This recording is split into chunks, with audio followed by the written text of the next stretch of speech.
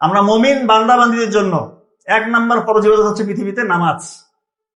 নামাজ পড়তেই হবে আপনাকে, যে হালতে থাকেন আপনাকে নামাজ পড়তে হবে। তো নামাজ পড়লে কি লাভটা কি আল্লাহর নাকি? লাভ আমাদের নিজেরই।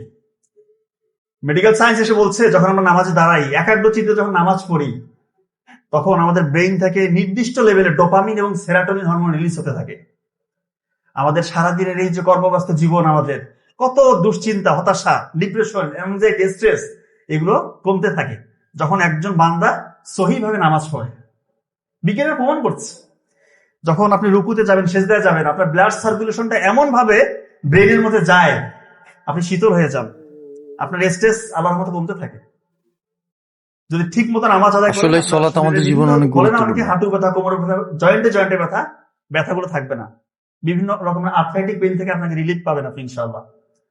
হার্টের যে সিস্টোলিক ডায়াস্টোলিক ব্লাড প্রেশার আছে, এটা কন্ট্রোলে থাকবে। আপনার ব্লাডের মধ্যে গ্লুকোজ লেভেল কন্ট্রোলে থাকবে। এটা বিজ্ঞানীরা বলছে, আমি বলছি না। তো লাভটা কিন্তু আলটিমেটলি আমারই, কিন্তু আমাদের নিয়তটা ঠিক রাখতে হবে। আমাদের নিয়ত থাকবে আল্লাহকে রাজি খুশির জন্য করছি, ঠিক কিনা? এটা আমাদেরকে করতেই হবে। তো অনেকে বলে যে স্যার নামাজে দাঁড়াই, মনোযোগ আসে না, দুশ্চিন্তা, যত রকমের চিন্তা এসে নামাজের সময় এসে চেপে ধরে। মনে হয় চিন্তার জটগুলো খুলতে থাকে নামাজে দাঁড়াইলে। রুকুতে গেলে চিন্তা করতেছে পরীক্ষা কিভাবে ভালো করা যাবে, ব্যবসায় চিন্তা করতেছে ওই জায়গায় ঋণ আছে, ঋণটা কিভাবে শোধ করা যাবে, এইটা প্রক্রিয়া অবলম্বন করলে মনে হয় আমার ব্যবসাটা লাভজনক হবে। এই চিন্তাগুলো আসে, মানে নামাজে দাঁড়াইলে শয়তান এই চিন্তাগুলো দেয়।